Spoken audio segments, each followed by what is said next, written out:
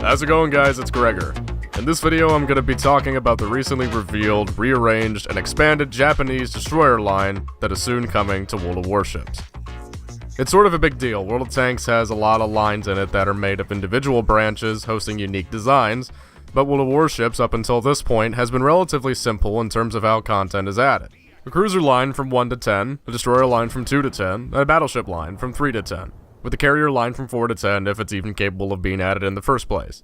But now, it looks like Wargaming is experimenting with side branches on existing lines, and the Japanese destroyers are the first to get this treatment. I think it's a welcome change for the most part, and I'll get to reasons why I might not like it at the end of the video, but for now I'm just going to talk about what is definitely happening, as well as how I think these new ships will function in the game. So many of the high-tier Japanese destroyers have been adjusted in various ways to function at different tiers. So we have the main line from 1 to 10, and then a branch from 5 to 8, which one can go down by researching the well-known Minakaze. The Mitsuki is getting pushed down to tier 5 to take Minakaze's place. Fubuki is getting pushed down quite a bit to function at tier 6 to fill in Mitsuki's place, and Kagero will be pushed down to tier 8 to fill in Fubuki's place. In addition, Hatsuharu will be moved to the new branch following Minakaze at tier 6. So what's filling in the gaps I haven't mentioned? Well, brand new ships. 4 of them.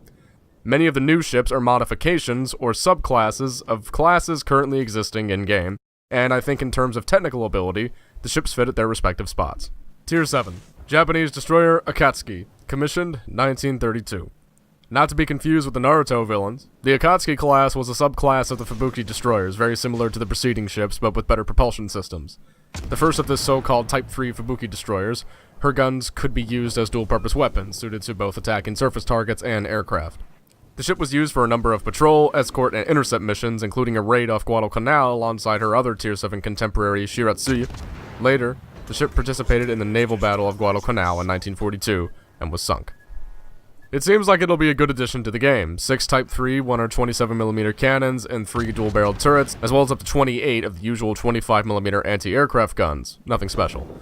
Torpedo armament will consist of 3 sets of triple-tube torpedo launchers, all set up centerline of the ship, like the gun turrets, with 1 mounted forward and 2 towards the back. Max speed, 38 knots. Hit points clock at 11,600, so the lowest of Tier 7 destroyers if that means anything. I think this is going to be a great ship with powerful, long-reaching torpedoes that will serve the fans of the original Japanese destroyer way of play pretty well. Tier 7. Japanese destroyer SHIRATSUYU, commissioned 1936. SHIRATSUYU was the lead of the SHIRATSUYU class destroyers, a separate class from Fubuki. They were modifications of the Hatsuharu, which precedes this other line of ships now at Tier 6. These vessels were designed to conduct day and night torpedo attacks as part of the Japanese main striking force in the Pacific. None of the SHIRATSUYU class destroyers built survived the course of the war, and this ship in particular was struck from the roster in the summer of '44 following a collision. Still, the ship did a bit of globetrotting, and was also part of an escort group guarding Japanese battleship Musashi, sister of Yamato. Now for stats. A configuration very similar to Hatsuharu, naturally. 5 127mm Type 3 guns, 2 dual-barreled and 1 single-barreled, as well as 23 25mm cannons for the AA. Torpedo tubes consist of 8 and 2 separate mounts. Top speed, 35.7 knots. Hit points, 12,800, so somewhat low for destroyers at this tier. A respectable Tier 7 destroyer, though. I've read from forum posts that it could get a 10-kilometer torpedo range, so that's very good. Anyway, moving on from poi, whatever the hell that means. Now for the last ship in this new line. Tier 8, Japanese destroyer AKIZUKI, commissioned 1942. The AKIZUKI class destroyers were designed with escort duties in mind in terms of being used as anti-aircraft support ships, meant to escort large carrier battle groups. They were made into general-purpose ships with torpedo tubes and depth charges, but her roots become evident when I talk about stats. In October of 1944, the ship was part of an attack on Allied forces during the invasion of Leyte. It was sunk during the battles taking place around there. Details of the sinking are relatively difficult to find. Anyway, stats. I really like the look of this ship personally. She had 2 refits.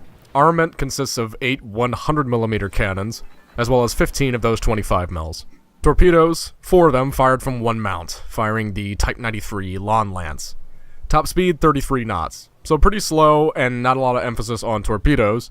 Hit points 15,900, which is a decent pool for a Tier 8. As long as they balance its slow speed, this thing could be a very good harassing ship. The 25mm cannons aren't much to write home about in terms of AA, but with so many of them, I suppose they could shoot down a couple planes. The final ship to talk about then is the one that's going to replace Kagero. Let's finish the video up. Tier 9, Japanese destroyer YUGUMO, commissioned in 1941. It's fitting that this ship would replace Kagero if the Kagero is somewhat underwhelming to people. YUGUMO was a repeat of Kagero with some improvements.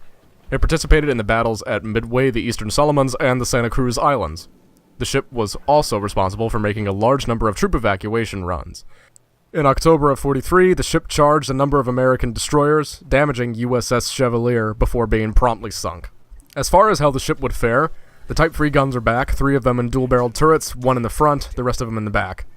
It was also mounted with 10 Type 95 25mm AA guns and 2 quad-tube torpedo launchers. Top speed 35.5 knots. Hit point somewhat low for a Tier 9 destroyer, 13,900. Still, solid destroyer at Tier 9, I'm sure. Compared to Kagero, it ought to be better, or at least I hope so. Kagero will find a nice place at Tier 8, and this more modern ship will fit well at Tier 9 to lead into Shimakaze. So there you have it, the new Japanese destroyers and the rearranged Japanese destroyer branch. But the real question is this the end of World Warships? Is destroyer meta past Tier 5 forever rip in peace? I don't think so.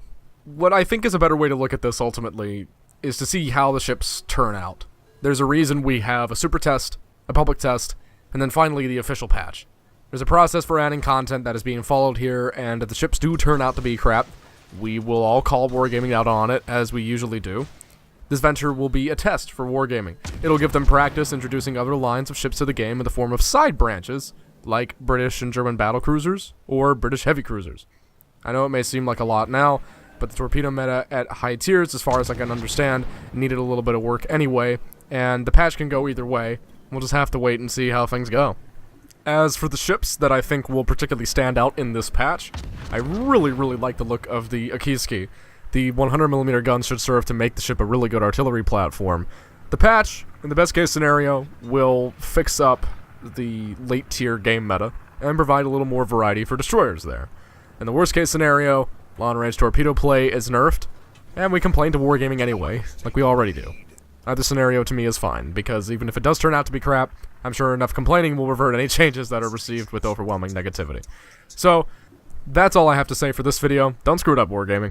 If you like this video, be sure to subscribe for more content like this, and give the video a like, share it with your friends. It really does go a long way. Until next time, I'm Gregor.